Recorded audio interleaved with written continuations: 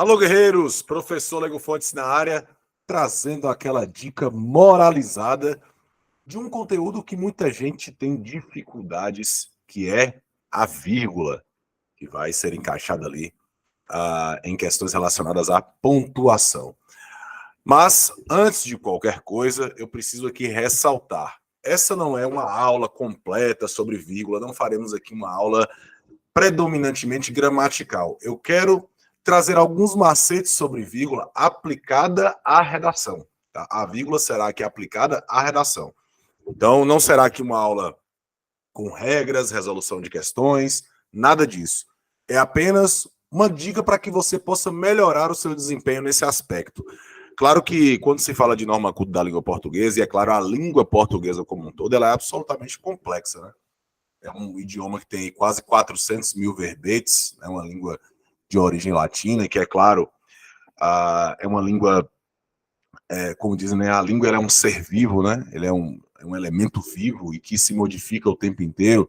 E é claro que a língua portuguesa ela tem suas características que tornam, por vezes, o estudo complexo. Afinal de contas, nós estudamos língua portuguesa desde a pré-escola, chegamos ao nível superior e não a dominamos de modo geral. Então, é importante que a gente, enfim, tenha ali situações em que a gente consiga, de alguma maneira, entender o funcionamento desses elementos e fazê-lo de forma prática. Eu sempre digo que redação é uma disciplina que ela é predominantemente prática, afinal de contas, você só aprende a escrever escrevendo.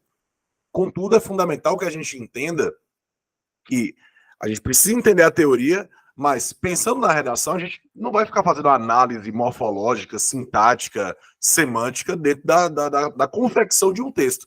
Se você imaginar que o tempo ideal de confecção de um rascunho de redação é 1 hora, você não vai ficar lá pensando, ó, essa aqui é uma oração coordenada assindética.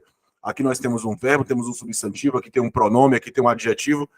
Cara, esse tipo de análise ela não vai ser feita no texto. Isso é algo muito mais inato, algo muito mais instintivo. E é claro que você precisa treinar isso, mas desde que você saiba o funcionamento daquele elemento e a partir disso você saiba aplicar, ok? Primeiro ponto que a gente precisa lembrar é que vírgula, né, criou-se aí uma ideia de que vírgula é para dar uma pausa de respiração. Guerreiros, isso não existe de modo geral, né? Uma pausa de respiração na leitura, isso não procede. Na verdade, a vírgula ela serve para separar, isolar e destacar elementos dentro da composição da frase, tá? E é claro, para também auxiliar na coerência textual, para que ela auxilie no sentido daquela sentença, tá? Afinal de contas, há diversos casos em que se você tira a vírgula, o contexto semântico ele é perdido. Então a gente precisa lembrar dessas duas coisas, tá? A vírgula ela serve para destacar elementos que precisam ser destacados na frase, tá? E, fundamentalmente, auxiliar na parte semântica. Então, esse sinal de pontuação serve para isso, tá? Então, eu criei aqui rapidamente uma sentença para que a gente possa rapidamente fazer uma análise dela e aí entender o funcionamento da vírgula dentro desse contexto. Olha só, a Constituição Federal de 1988, documento de superior hierarquia jurídica no Brasil, perceba, guerreiros, que essas duas vírgulas aqui funcionam como um aposto, tá? Ou seja, aposto. Qual a ideia do aposto, né? É justamente dar uma explicação, atribuir uma característica a um termo anterior. Então, esse aposto se refere à Constituição Federal. Por isso é isolado por vírgula. Então, uma das funções da vírgula é isolar o aposto. Então, toda vez que você for caracterizar um elemento anterior, do tipo, Lego Fontes, vírgula, professor de redação da cidade de Vitória da Conquista, vírgula, diz sempre o bordão, para cima deles. Então, é uma característica do professor Lego Fontes. Portanto, eu tenho aqui um termo que deve ser isolado por vírgula, que não é optativo, é algo obrigatório. A vírgula também serve para isolar vocativo, mas vocativo a gente não utiliza na redação de modo geral, né? Na dissertação argumentativa, sobretudo. Então, se eu disser, ei, você aí, então o ei deve estar isolado, mas a gente não utiliza muito isso, então a gente não precisa tratar muito dessa regra, já que nós estamos falando de uma situação aplicada. Determina que o Estado deve promover saúde, educação e segurança pública. Por que essa vírgula entrou aqui? Porque a vírgula também tem essa função de separar elementos com a mesma função sintática e dentro do aspecto enumerativo. Então, saúde, educação e segurança pública, tá? Então, nesse caso, como eu enumerei aqui 3 elementos, saúde, elemento 1, educação, elemento 2, e o I, que é uma conjunção aditiva, traz aí o elemento 3. Então, a vírgula aqui ela serve para separar esses elementos que têm a mesma função sintática para todos os cidadãos, tá? E aqui o período ele é finalizado. Agora, eu tenho que chamar a atenção, vou até tirar esse vermelho daqui, que esse aqui nesse caso é o período 1, tá? Esse aqui é o primeiro período, aqui nós temos o segundo período dessa constituição aqui de um possível parágrafo, tá? Agora, se você for analisar, a gente precisa entender, como eu chamo desse processo aplicado, né? É fundamental que a gente entenda o que fazer, mas sobretudo o que não fazer. Por exemplo, o Estado deve, ou seja, o Estado aqui é o sujeito desse período. O Estado deve, então não pode haver uma vírgula aqui, porque eu separaria sujeito de verbo. Então, essa vírgula aqui, ela não pode existir, tá? Assim como também eu não posso separar o verbo dos complementos, ou que nós chamamos de predicado. Então, o Estado deve, né? Deve promover. Aqui nós temos uma locução. Eu não poderia colocar uma vírgula aqui. Regra geral, não se coloca vírgula depois de verbo, a não ser situações excepcionais, tá? Mas, em geral, não se coloca vírgula depois de verbo. Então, lançou o verbo, cuidado com a vírgula. Então, não se separa sujeito de verbo e verbo dos seus complementos. Então, nós já sabemos aqui também o que não fazer, tá? Outro ponto importante, perceba que o todavia é uma conjunção adversativa, ou seja, qual é a marca que esse elemento de coesão dá? Ou seja, eu vou contrariar, eu vou trazer algo diferente daquilo que eu mencionei anteriormente. Guerreiros poderia ser uma vírgula aqui, até poderia, né? Aqui no caso seria letra minúscula. Só que qual é o ponto nesse caso da construção do parágrafo? E aí eu estou falando da vírgula aplicada. Se eu lançasse uma vírgula aqui, o período ficaria demasiadamente longo e aí eu incorreria em um outro desvio gramatical que seria uma justaposição sintática, ou seja, um período muito longo. Então o que eu faço? Eu mantenho o ponto, tá? Eu mantenho o ponto, beleza? No entanto, eu vou aqui separar essa conjunção adversativa do restante da frase. Aí você fala, Guerreiro, por que isso acontece? Né? Por que eu vou isolar? Porque a conjunção é um complemento, né? A ordem canônica da frase é sujeito, verbo e complemento. Então, quando ele está fora da sua posição canônica, eu isolo. Claro, os gramáticos ainda não têm um consenso absoluto sobre isso, mas o que a gramática diz? Que elementos com até 3 termos, né, você é obrigado a colocar uma vírgula para isolá-lo, por exemplo.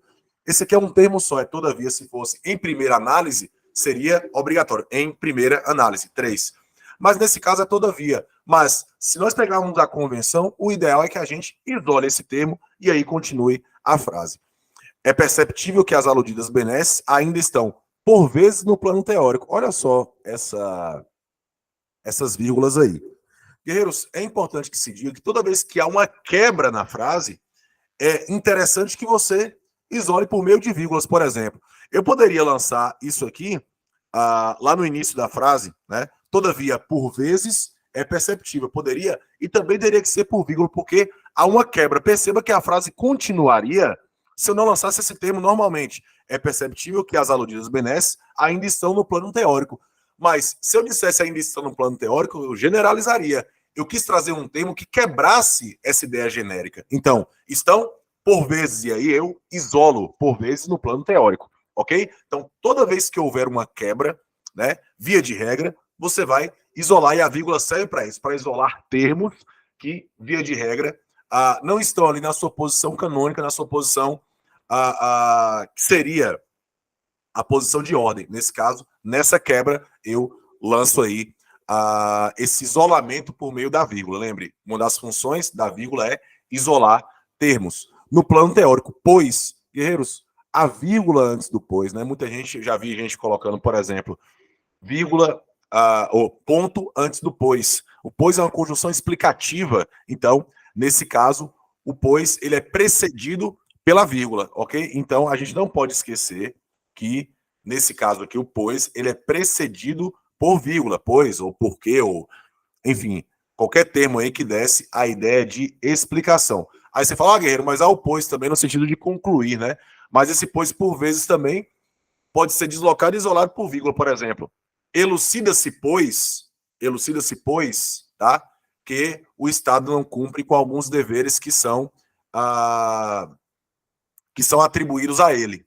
Então, elucida-se, pois, seria elucida-se, portanto. Então, pois também tem essa outra finalidade. Mas, de qualquer forma, seria isolado por vírgula. Então, no plano teórico, pois a população sofre sem os direitos básicos garantidos pela Carta Magna. Então, rapidamente, a gente já entendeu que a vírgula isola essas quebras que há dentro de algumas sentenças, ela isola termos aí no início da frase, então, por exemplo, conectivos interparágrafos, né? Desenvolvimento 1, desenvolvimento 2 e conclusão, devem ser também isolados por vírgula, deve isolar aposto, não pode colocar vírgula depois do sujeito, né? Separar sujeito de verbo ou verbo de complemento. Então, rapidamente, você já viu algumas coisas que você deve fazer, algumas coisas que você não deve fazer e algumas coisas que você pode ou não fazer. Por isso, guerreiros, eu sempre digo, o estudo da gramática ele é fundamental na redação. Contudo, lembre-se sempre, o estudo que eu tenho que fazer é um estudo aplicado à minha redação para que eu diminua a minha margem de erro. Claro, é muito difícil que você não erre nada na redação? É muito difícil. A nota máxima, ela em geral é muito difícil. No Enem você nem precisa não errar, né, acertar tudo. Né? O Enem ele te dá esse salvo-conduto.